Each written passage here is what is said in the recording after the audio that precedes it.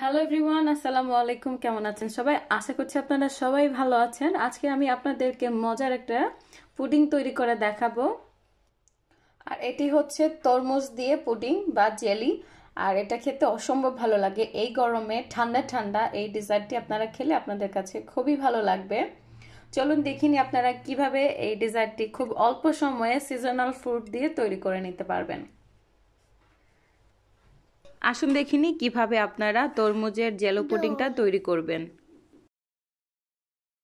আর তরমুজের জেলি বা জেলো তৈরি করার জন্য আমি এখানে 4 ভাগের 1 ভাগ তরমুজ নিয়েছি। আর তরমুজটাকে প্রথমে ছোট করে কেটে নিব। একটা বাটির মধ্যে স্ট্রেনার দিয়ে স্ট্রেনারের মধ্যে আমি তরমুজগুলো নিয়ে নিচ্ছি। হাত দিয়ে চেপে আমি জুসগুলো বের করে নিব।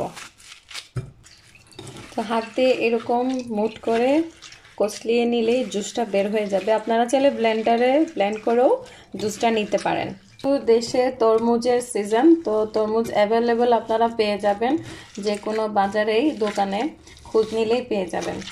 আর এখন তো সিজন যেহেতু একটু সস্তায় পাওয়া যায়, তো আপনারা চাইলে এই রেসিপিটা একবার হলো ট্রাই করে দেখতে পারেন, আপনাদের কাছে ভালো লাগবে।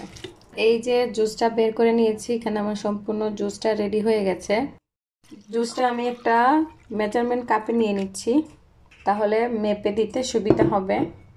তো এখানে প্রায় 1.5 কাপের মতো জুস বের হয়েছে।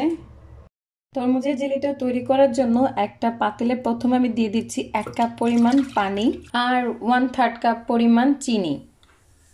চিনিটা যখন গলে গিয়েছে আমি দিয়ে দিচ্ছি এখানে ফুড কালার, গ্রিন কালার দিচ্ছি প্রথমেই, অল্প একটু ফুড কালার দিচ্ছি, মিশিয়ে নিচ্ছি।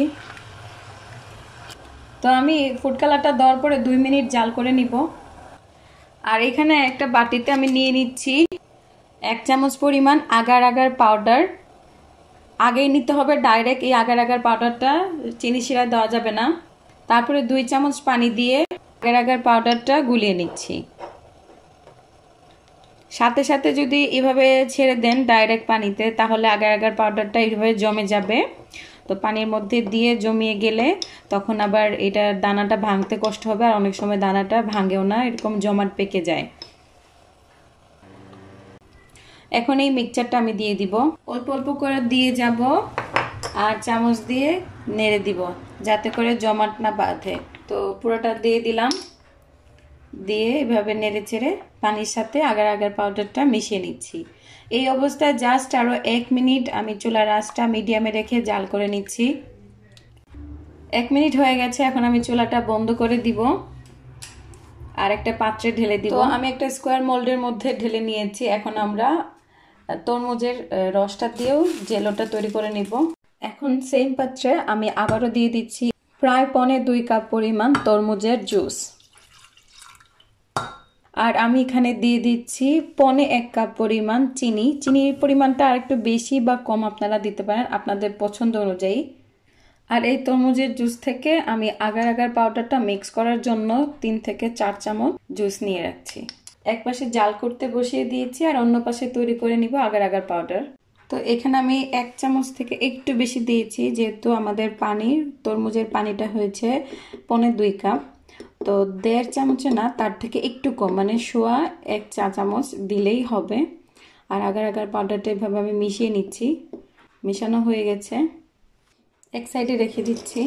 আর এখানে আমি একটু রেড ফুড কালার পাউডার ছিল, সেটা পানি দিয়ে হালকা গুলিয়ে নিয়েছি 1 চিমটি পরিমাণ। এই কালারটা এখন আমি দিয়ে দিব। এটা খুবই অপশনাল, আপনারা আপনাদের পছন্দ অনুযায়ী ফুড কালারটা অ্যাড করবেন, চাইলে স্কিপও করতে পারেন। আর চিনিটা চাইলে আপনারা তরমুজের মিষ্টির উপরে ডিপেন্ড করে কম বা বেশি দিতে পারেন। তো আমি 2 থেকে 3 মিনিট এভাবে জাল করে নিব। তো এই চিনি শিরার মধ্যে, মানে তরমুজের জুসের মধ্যে বলক চলে এসেছে। এখন আমি অ্যাড করে দিব আগার আগার পাউডার, যেটা আমরা আগে থেকে গুলিয়ে রেখেছিলাম সেটি। তো অল্প অল্প করে দিয়ে ভালো করে মিশিয়ে নিতে হবে।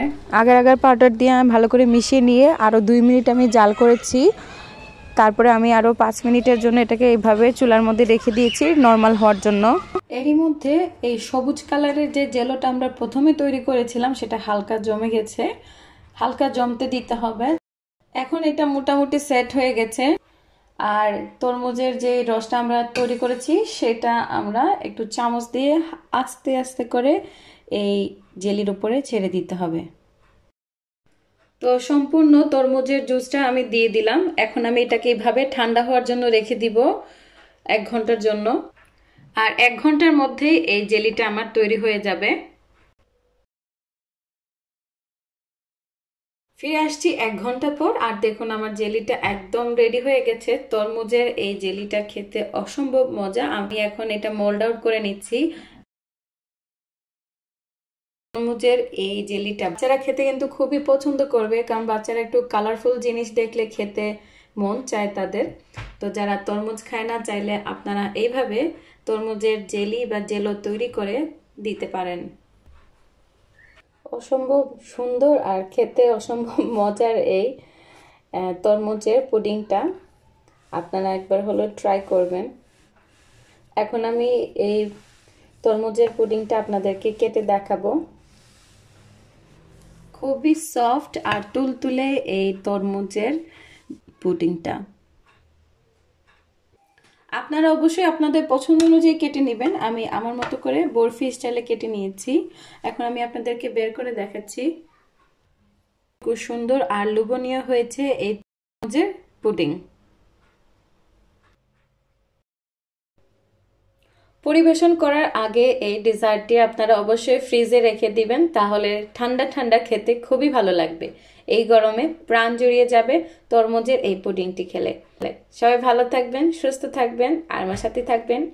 ভালো লাগলে আমার চ্যানেলটি সাবস্ক্রাইব করবেন, লাইক করবেন, কমেন্ট করবেন, আর বেশি বেশি করে শেয়ার করবেন। আল্লাহ হাফেজ, আসসালামু আলাইকুম।